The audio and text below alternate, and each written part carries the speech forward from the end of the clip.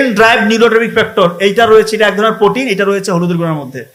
এইটা যখন বেশি বেশি তৈরি হবে আপনার শরীরের মধ্যে, তখন নতুন নতুন নিউরন তৈরি হবে, আপনার ব্রেইনের কর্মক্ষমতা অটোমেটিক বাড়বে ইনশাআল্লাহ। এবং মেথি, এটা দীর্ঘ সময় ধরে ধীরে ধীরে যতটুকু আপনার প্রয়োজন ততটুকু করে গ্লুকোজ আপনার ব্রেইনে সাপ্লাই দিবে। তার মানে এইটা যদি একসাথে আপনি খান, আপনার ব্রেইনের ক্ষমতা অন্যদের থেকে বহুগুণ ইনশাআল্লাহ বেড়ে যাবে। প্রতিদিন সকালে এটা খাওয়ার চেষ্টা করবেন, রাতে ভিজিয়ে রেখে সকালে খাবেন। কথা ক্লিয়ার? আল্লাহ কৃতজ্ঞতা প্রকাশ। সর্বশেষ কথা বলে শেষ করব। আল্লাহ তাআলা সূরা লোকমানে বলেছেন, বাবা মার মর্যাদা কিরকম সেটা একটু শুনেন। যে শিরক তো সব থেকে বড় জুলুম।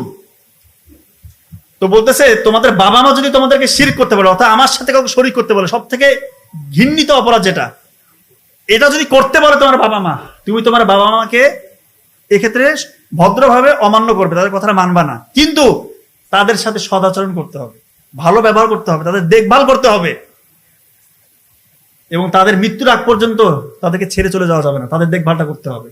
চিন্তা করেন, আমাদের কোনো বাবা মাকে এরকম বলে যে আল্লাহর সাথে শিরক করার জন্য? এটা তো বলে না। তা আর কোনো কথা আছে?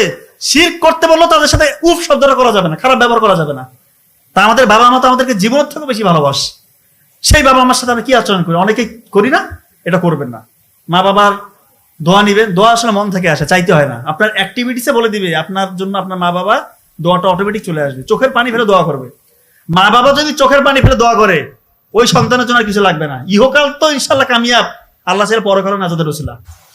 আমার মতো স্টুডেন্ট, আমার বড় ভাই বোন আলহামদুলিল্লাহ যথেষ্ট মেরিটোরিয়াস। ওরা যখন বিসিএস ক্যাডার হয়ে গেল, আমার অবস্থা তো একটু নাজুক, মেধাশক্তি অত ভালো না।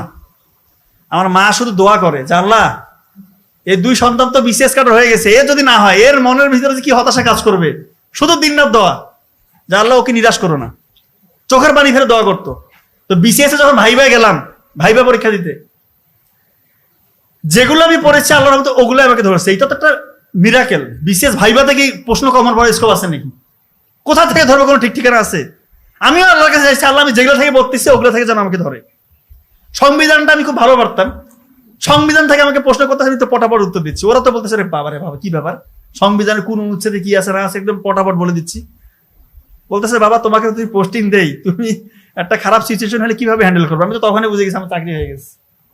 ভাইবা দিলে বুঝে যাবেন যে আপনার চাকরি হচ্ছে কিনা। ওদের অ্যাপিয়ারেন্সে আপনি ওনাদের অ্যাপিয়ারেন্সে বুঝে ফেলবেন, এবং আপনার নিজের মধ্যে কনফিডেন্স চলে আসবে। যখন ভাই ভাই বসবেন বিসিএস এর মতো বড় ভাই ভাই সামনে, তিনজন সচিব পর্যায়ের স্যারেরা, তো আপনি বুঝে যাবেন আপনার হালতটা কি। তো সবসময় আল্লাহকে রাজি খুশির জন্য কাজ করতে হবে। আমরা যে কোনো কাজ করতে গেলে, সত্যি বলছি, নফল নামাজ পড়ে